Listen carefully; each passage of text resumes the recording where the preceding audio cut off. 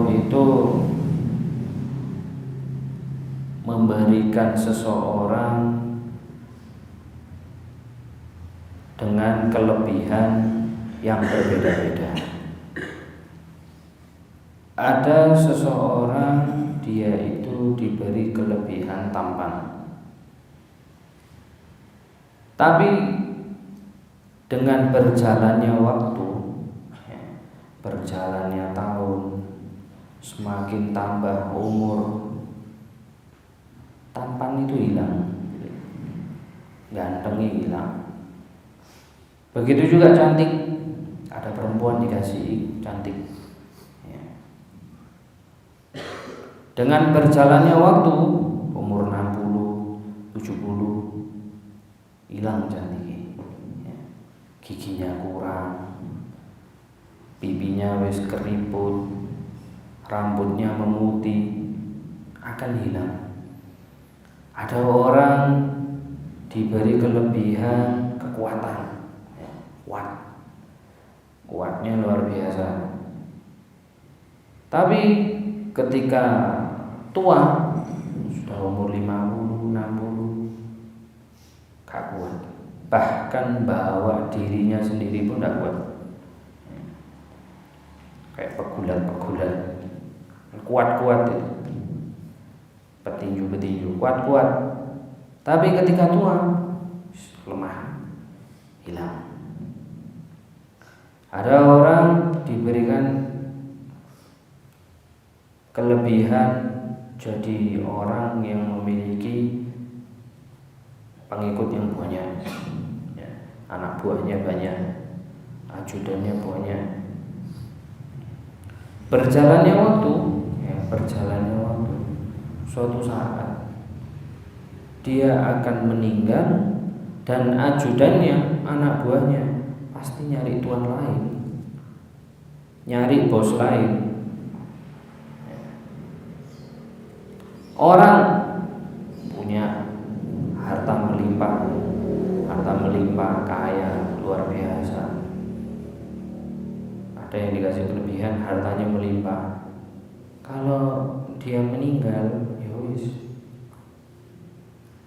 Kalau dia tidak mau membagikan hartanya, ya sudah, hartanya jadi milik orang lain. Tapi kalau orang itu diberi kemuliaan ilmu, hidupnya dia itu mulia apabila diamalkan, dirinya sendiri mengamalkan itu mulia. Kemudian dia ajarkan, kemudian dia meninggal itu menjadi orang yang mulia. Bahkan ketika dibangkitkan di hari kiamat, dia digolongkan bersama para syuhada apabila orang tersebut memiliki ilmu agama. Jadi kebanggaan seorang punya ilmu agama itu tidak akan habis, hilang dengan berjalannya waktu. Bahkan orangnya pun sudah meninggal, namanya tetap dikenang apabila dia punya ilmu yang sangat luar biasa. Fajhad li nafsika ma asbahta tajhal, maka bersungguh-sungguhlah terhadap dirimu selama kamu masih belum tahu apa-apa, masih tidak paham ini, belajar. Fa awalul ilmi iqbalun wa akhiruhu, sesungguhnya awal orang mempelajari ilmu dan akhir itu akan bahagia. Wa kafa biladatil ilm, cukup seseorang itu mendapatkan nikmatnya, lezatnya ilmu, kemudian dia memahami, kemudian dia mencermati, maka daya dia akan terpanggil, akan terbesit akalnya ala tahsilil ilm, untuk mendapatkan ilmu yang lain lagi. Semakin dia baru memahami satu masalah yang dia tidak pahami, kemudian dia paham, akhirnya dia penasaran dengan ilmu-ilmu yang lain. Waqad yatawalladul kasal, dan lahir munculnya sifat malas itu dari yang namanya balgham. Balgham itu apa? Riak ya, kayak lendir. Warutubat, dan banyak cairan di tubuh kita ini kan banyak cairan, banyak lendir. Nah, banyak lendir itu yang bikin seseorang itu males, mau mikir males, mau gerak males karena sudah banyak balgham, dahak. Wa tawrid taklilihi, dan cara mengurangi dahak itu sendiri yaitu dengan mengurangi makan. Kila dikatakan sesungguhnya telah sepakat 70 nabi bahwasanya seseorang itu banyak lupaan. Apa yang telah dipelajari lupa namanya orang, lupa dengan kejadian, pokoknya pelupa. Itu sebabnya apa? Min kasratil balgham, karena banyaknya dahak, lendir di kepalanya, di badannya. Wa kasratul balgham, dan banyaknya lendir itu karena sebab banyak minum. Dan banyak minum itu disebabkan karena banyak makan. Ya, jadi lendir ini kok banyak di dalam tubuh kita itu disebabkan karena banyak minum. Dan banyak minum disebabkan karena banyak makan.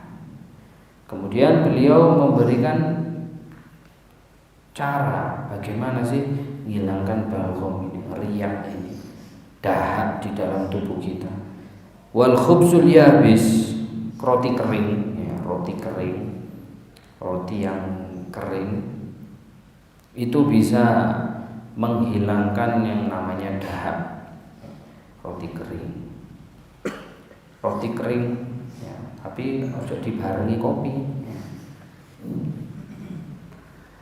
Roti kering dibarengi selai, tapi roti kering, ya, beliau menyebutkan hanya roti kering, ya, tidak ada selai, hanya roti kering. Dan juga wakadzalika aklu zabib ala rik, makan yang namanya zabib itu anggur yang dikeringkan, yaitu kismis. Ala rik maksudnya ala rik itu ketika awal kita bangun tidur, ya, ketika kita awal bangun tidur, belum makan apa-apa, belum kemasukan apa-apa, kita makan kismis. Itu kata beliau manjur untuk mengurangi lendir yang ada di tubuh kita. Wala yuksiru minhu, tapi jangan banyak-banyak dari makan kismis tersebut. Karena ditakutkan apa? Kalau kita banyak-banyak makan kismis, akhirnya kita akan minum lagi, ya, dan akhirnya menambah lendir yang ada pada tubuh kita. Kalau kita pernah lihat gurah, ya, mungkin kalau itu pernah lihat teman yang gurah itu, ketika sudah dimasukkan obatnya lewat hidung, keluar itu lendirnya itu bisa-bisa satu kresek. Dan katanya yang orang katanya pernah gurah itu, setelah dia itu gurah, kepalanya itu enteng, ringan, tidak capek, dibuat mikir itu tidak cepat capek. Terus fokusnya itu lebih daripada sebelum gurah itu. Sebelum gurah itu fokus tapi sulit, harus dipaksa. Tapi setelah gurah, lendiri wis keluar semua, enteng kepalanya, fokus itu gampang. Wasiwak, dan juga memakai siwak, Siwak yuqallilul balgham, siwak itu mengurangi yang namanya lendir. Wa yazidu fil hifd, dan menambah di dalam hafalan, daya hafalan kuat. Kalau kepingin hafalannya kuat, ya siwakan, siwakan ya hafalan. Jangan terus siwakan tok tapi tidak hafalan, ya sama aja. Jadi siwak, dan siwakan bukan hanya sekali, 2 kali, tidak bisa.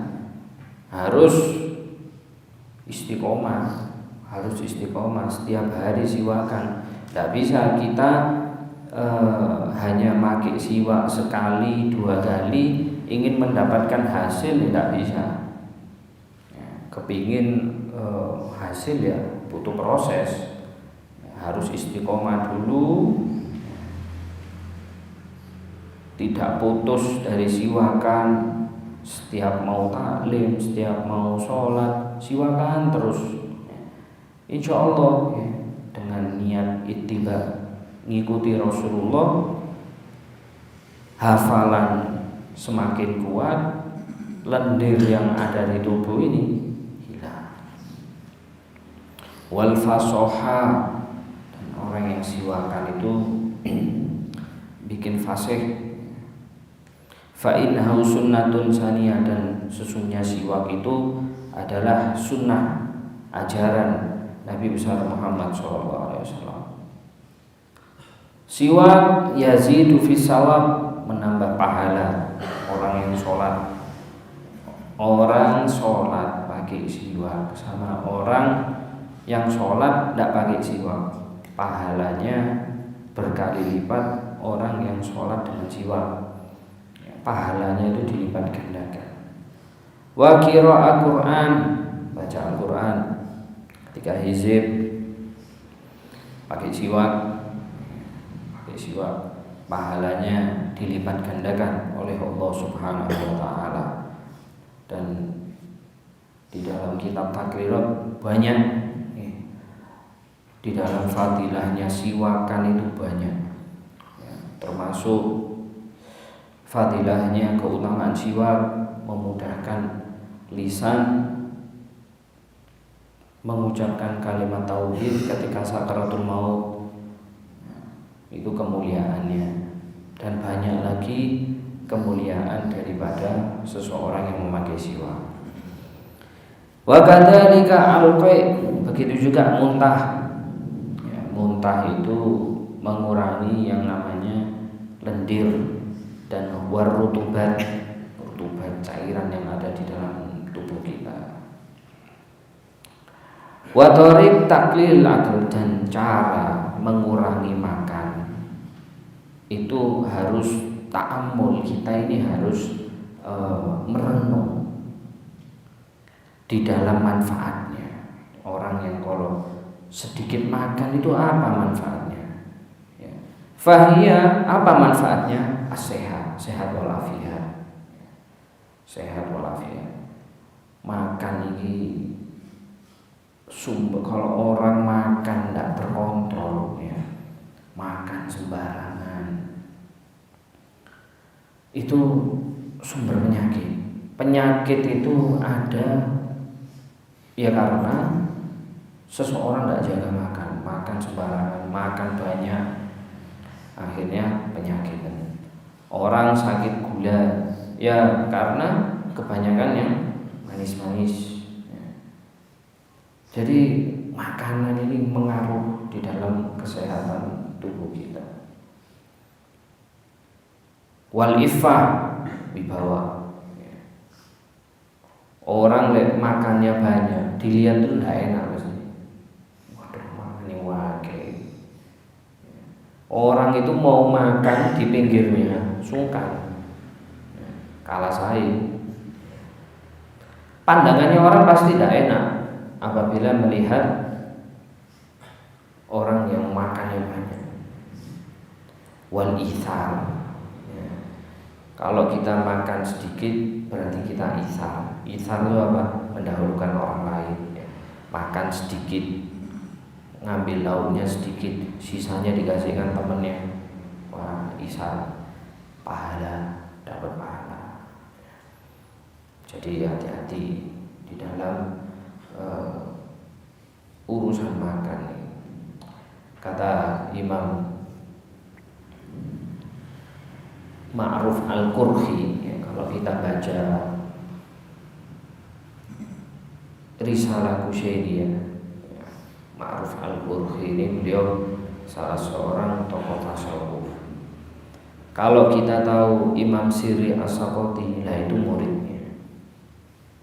Imam Sirri As-Sakoti itu murid daripada Ma'ruf Al-Qurhi. Sampai Imam Sirri As-Sakoti itu beliau kalau ketika doa itu tawasul dengan nama gurunya, itu hajatnya dikabulkan oleh Allah SWT. Imam Ma'ruf Al-Qurhi ini luar biasa. Beliau ahli ibadah sangat luar biasa, dan beliau salah satu murid daripada keluarga Nabi besar Muhammad SAW. Pernah suatu saat Imam Ma'ruf Al-Qurhi ini beliau jalan melewati orang ngasih minum. Zaman dulu di pinggir biasanya di rumahnya orang itu kan ada tempat minum, ya. Dan sohibul bed itu biasanya menuangkan setiap orang yang lewat yang minum di tempat minum air. Nah, Ma'ruf Al-Qurhi ini jalan gitu, terus mampir ke rumahnya orang yang di situ ada air. Dan orang yang ngasih minum itu, setiap orang yang minum, selesai minum selalu didoakan, ya rahmukallah, terus pergi. Nah, Ma'ruf Al-Qurhi datang. Terus Sohibul Baitnya ini nanya, wahai Imam, kamu ini lah puasa. Kata Imam Ma'ruf Al-Qurhi, beliau mengatakan, tidak apa-apa, saya batalkan puasa saya minum airmu agar saya mendapatkan doa darimu. Jadi beliau luar biasa. Nah, beliau ini berkata, dunia apa? Dunia ini itu terdiri dari 4. Yang pertama al-mal, yang kedua wal kalam, yang ketiga wal manam, yang keempat wat ta'am. Kata beliau, al-mal tudhi, harta itu bisa membuat seseorang tudhi, lupa diri, bangkang. Coba kita lihat orang-orang yang dia memiliki harta yang lebih, kalau dia tidak punya agama yang kuat, jadi pembangkang, bahkan berani sampai yang namanya menindas orang yang di bawahnya, sakarpe dewi. Seperti kisah Sa'labah. Dulu tidak punya, orangnya tidak punya, rajin ibadah, minta sama Rasulullah, ya Rasulullah doakan aku supaya kaya. Akhirnya didoakan, sukses, dia penggembala kambing sampai kambingnya nutupi bukit.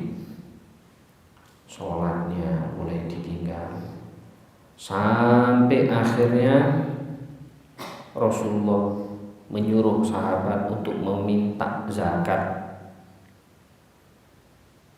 Akan tetapi Sa'labah ketika diminta, dia jawab, wah, Rasulullah majek saya ini.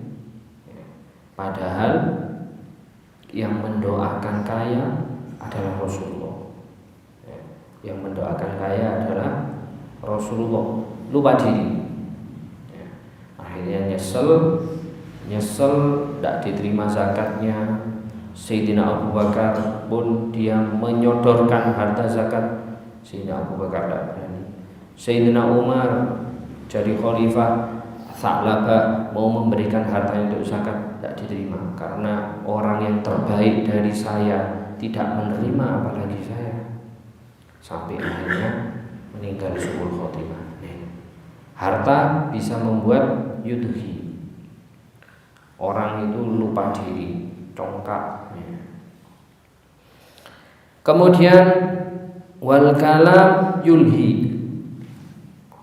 Banyak ngomong itu melalaikan, lupa waktu, lupa kalau itu rahasia orang, lupa kalau itu adalah aibnya orang, melupakan semuanya. Kalau orang itu sudah banyak ngomong,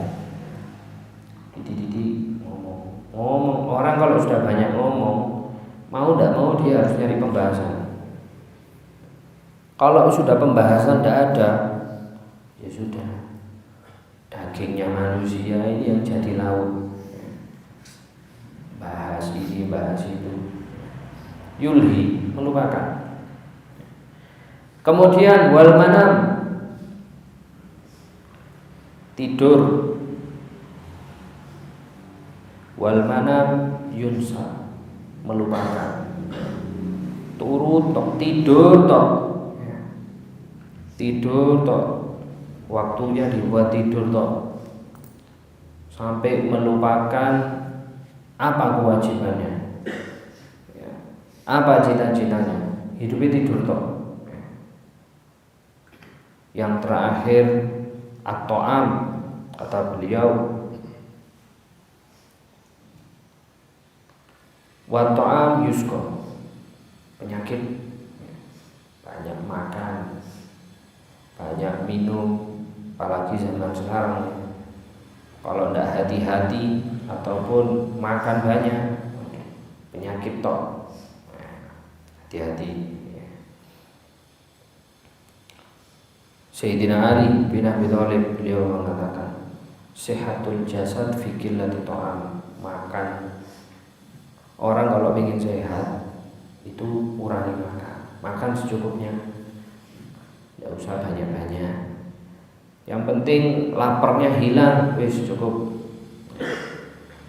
Tak perlu sampai nambah, jangan, itu kapi, tidak bagus. Wasihhatul qalb fi qillatil atham. Hati itu kalau sehat, hati kalau pengen sehat, hati itu kalau pengen tenang, maka kurangi di dalam perbuatan dosa. Karena perbuatan dosa ini bikin hati itu tidak tenang, sumpah. Bahkan orang apabila mencari hiburan dengan kemaksiatan, maka kesumpekannya itu tidak hilang gitu loh. Orang kalau sumpah maka harus kembali kepada Allah Subhanahu wa taala, bukan malah menjauh dari orang yang memberikan sumpah itu sendiri. Kemudian al-lisan, rohatul lisan fi qillatil kalam. Ketenangannya lisan ini di dalam mengurangi banyak ngomong, kurangi ngomong. Banyak, kata Sayyidina Umar, saya menemukan orang yang menyesal karena dia banyak bicara, tapi saya tidak pernah menemukan orang yang menyesal yang dia banyak diam. Kemudian yang terakhir kata Sayyidina Ali, an-nafas afwan, tadi yang Qalb itu an-nafas fi qillatil atham. Kalau kepingin jiwa ini tenang itu kurangi dosa. Kalau qalb kepingin roha, ar-roha fil qalb fi qillatil ihtimam, kurangi banyak pikiran yang enggak jelas ataupun memikirkan masa lalu, yang telah lewat, tidak usah dipikirkan, atau memikirkan sesuatu di masa yang akan datang yang masih belum tahu jelas apa adanya, yang bikin hancur diri seseorang, bikin dirinya orang itu rusak. Itu apa sih? Yang pertama ham itu pikiran itu bikin jiwa orang itu rusak. Banyak orang dia ini sehat walafiat, kena pikiran langsung kurus, penyakitan. Pikiran ini tidak ada obatnya. Terkadang walaupun kita orang ini tidur, apa yang kita selalu pikirkan itu muncul di mimpi kita, dikejar oleh pikiran. Jadi kalau pikiran itu tidak penting, apalagi yang telah lewat, masa lalu, tidak usah dipikirkan. Dan juga pikiran masa depan jadi apa, tak perlu usah dipikirkan. Yang penting fokus di masa yang sekarang. Karena di masa yang sekarang ini menentukan kita di masa depan itu mau jadi apa. Lek terlalu mikir sing mal telah lewat, yang akan datang kayak apa, akhirnya di masa sekarang ini kacau. Yang kedua, yang bikin jiwa seorang itu rusak itu lapar. Maksudnya apa? Suka menunda makan, itu merusak di dalam diri seorang. Memang beliau tadi menganjurkan kita untuk mengurangi makan, tapi jangan telat makan. Kalau waktunya makan, makanlah makananmu seperti kau minum obat. Apa? Teratur. Pagi, siang, malam, teratur. Kalau kita tidak makan seperti kita minum obat, maka akan ada masanya kita minum obat seperti kita makan makanan kita. Tidak mau jaga makan, dibiarkan. Telat makan, masa bodoh. Suatu saat akan ada masanya dia makan obat terus, seperti dia makan makanannya sehari-hari. Yang terakhir, begadang. Itu merusak di badan, melean. Kalau tidak ada manfaat, tidur. Kalau ada manfaatnya, jangan sampailah setiap hari itu begadang, karena begadang itu ngerusak di badan. Tubuh ini butuh istirahat, dan waktu terbaik tubuh untuk istirahat itu di malam hari. Karena tidur di malam itu tidak bisa diganti dengan tidur di pagi hari. Tidur di siang hari, kalau kita baca di Akhlaqul Banin itu di bab tidur, beliau mengatakan bahwasanya tidur malam itu tidak bisa diganti dengan tidur di pagi hari. Jadi dimanfaatkan. Tidur sebentar, setelah itu kalau mau bangun malam, tahajud, qiyamul lail, tidak masalah. Yang penting ada waktu tidur. Jangan sampai begadang yang tidak ada manfaatnya. To'am tercela, sungguh tercela, celakanya seseorang apabila hidupnya itu min ajli to'am, tujuannya untuk makan. Kita makan untuk hidup, bukan hidup untuk makan. Makan ini kita hanya untuk penyambung kita agar hidup aja. Tapi jangan hidup makan tok ya. Jangan ya. Bahaya. Anin Nabi alaihi salatu wassalam annahu qala salah satu yubhidumullahu ta'ala min ghairi jurmin. Ada 3 sifat yang Allah membencinya. Min ghairi jurmin, padahal tanpa dosa. Seperti apakah 3 itu? Al-akul, orang yang makan banyak, makan tok, itu Allah tidak senang. Kemudian al-bakhil, pelit. Allah ngasih kelebihan kepada kita, tujuannya itu untuk berbagi, bukan untuk bangga-banggaan, bukan pamer. Tapi apa? Siapa yang tidak mampu di antara kita, itu kita bantu. Itu yang Allah inginkan. La tastahi min i'ta'il qalil fa innal hirmana aqallu minhu. Jangan malu memberikan seseorang cuma sedikit, karena tidak memberi itu lebih hina daripada memberi yang sedikit. Kita mampunya cuma ngasih roti, mampunya membelikan temannya gorengan 1, tidak apa-apa, belikan. Karena kita tidak memberi itu lebih hina, lebih tidak baik daripada kita memberi hanya sedikit. Jadi orang itu yang dermawan. Orang dermawan ini salah satu amalan yang sangat luar biasa. Dan Allah Subhanahu wa ta'ala sangat cinta dengan orang yang dermawan. Wallahu fi aunil abdi maka al abdu fi auni akhihi. Allah akan menolong hambanya jika hamba tersebut menolong hamba Allah yang lain. Nah, kita kepingin mendapatkan pertolongan Allah, kita pancing dengan nolong hamba-hamba Allah yang lain. Jangan pelit-pelit. Dan pelit ini bukan hanya di dalam urusan harta saja. Membantu orang lain ketika orang itu membutuhkan itu baik. Kita punya kelebihan ilmu, ada teman kita yang tidak paham, kita beri,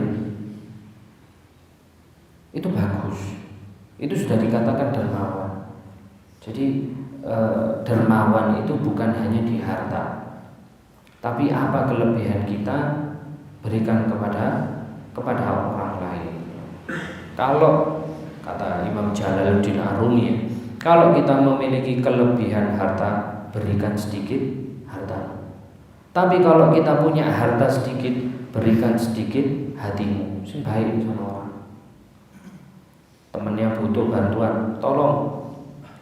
Temannya butuh nasihati. Temannya tidak paham satu ilmu, bantu aja.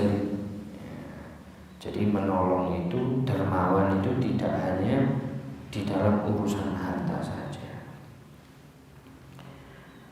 Wal mutakabbir, dan sombong, sombong.